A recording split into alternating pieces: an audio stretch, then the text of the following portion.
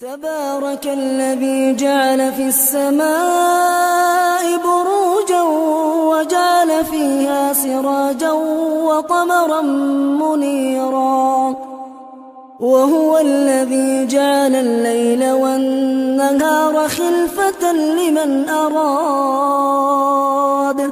لمن أراد أن يذكر أو أراد شكورا. وعباد الرحمن الذين يمشون على الأرض هونا وإذا خاطبهم الجاهلون قالوا سلاما، والذين يبيتون لربهم سجدا وقياما، والذين يقولون ربنا اصرف عنا عذاب جهنم إن عذابها كان غراما إنها ساءت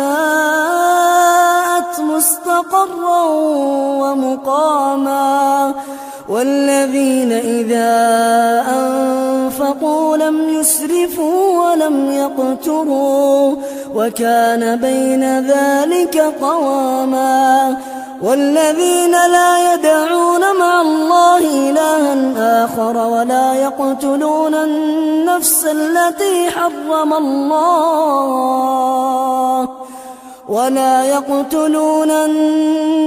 التي حرم الله إلا بالحق ولا يزنون، ومن يفعل ذلك يلقى أثاما يضاعف له العذاب يوم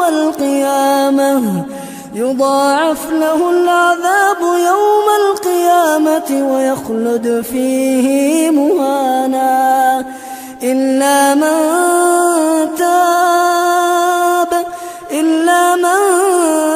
تاب وآمن وعمل عملا صالحا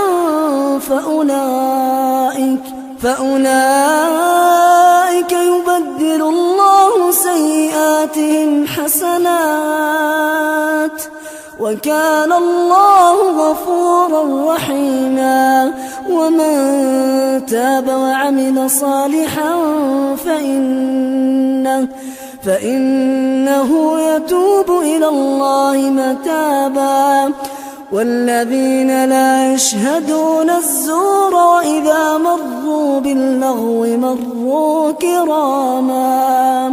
والذين إذا ذكروا بآيات ربهم لم يخروا عليها صما وعميانا.